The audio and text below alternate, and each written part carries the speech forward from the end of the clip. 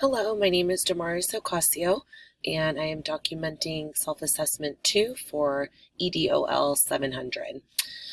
So one strength from my disposition assessment was collaboration.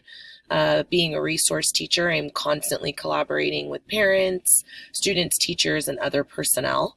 So I didn't find it strange that was one of my top dispositions. My noble purpose assessment asked multiple questions about our purpose, and one important finding was that all of my answers consisted of wanting to help others reach their highest potential.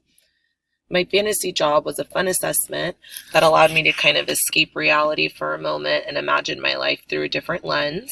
One important finding was that none of my jobs actually listed or included working with students, which I found that kind of strange.